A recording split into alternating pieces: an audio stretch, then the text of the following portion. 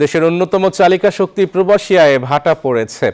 বাংলাদেশ ব্যাংকের তথ্য মতে আগামী সপ্তাহে বাড়তে পারে রেমিটেন্সের পরিমাণ। দেশে রেমিটেন্স না পাঠানোর জন্য সোশ্যাল মিডিয়ার জনপ্রিয় সাইটগুলোতে নিয়মিত অপপ্রচার চালাচ্ছে একটি মহল, এমন অভিযোগ উঠেছে।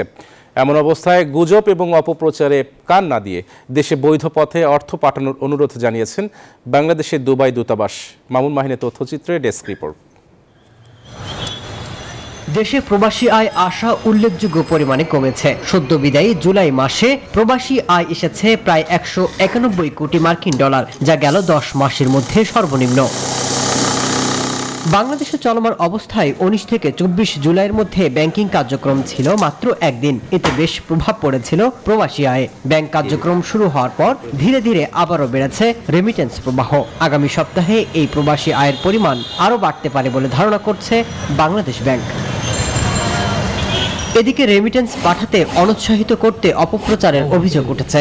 এমন অপপ্রচারের শিকার হয়ে আমিরাতের আইন লঙ্ঘন করে অর্ধশতাধিকের বেশি প্রবাসী সাজা ভোগ করছেন বলেও জানিয়েছে বাংলাদেশ দূতাবাস।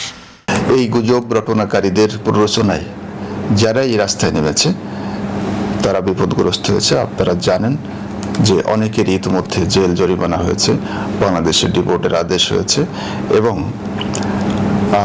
অনেকেই যারা এই সক্রিয়ভাবে এ ধরনের কর্মকাণ্ডে অংশগ্রহণ করেছে প্রত্যেকেই ক্ষতিগ্রস্ত হবে। গুজব এবং অপপ্রচার সত্ত্বেও প্রবাসীরা ধীরে ধীরে ব্যাংক এবং এক্সচেঞ্জমুখী হচ্ছেন বলে জানিয়েছেন সংশ্লিষ্ট কাজের সাথে জড়িত কর্মকর্তারা। সুতরাং সবাই বৈধ পথে টাকা পাঠান এবং রেমিটেন্স পাবো ইনশাল্লাহ। এখন আমাদের ভালো আছে, তা আশা করি এই সপ্তাহে যেহেতু লাস্ট উইক স্যালারি হবে, সবাই আরো বাড়বে। আমিরাতের আইনের প্রতি শ্রদ্ধাশীল হয়ে কোনো প্রকার গুজব এবং অপপ্রচারে কান না দিয়ে বৈধ পথে দেশে অর্থ পাঠানোর জন্য অনুরোধ জানিয়েছেন আমিরাতের বাংলাদেশ মিশনের ঊর্ধ্বতন কর্মকর্তাগণ। মাসুদ রানা, নিউজ 24।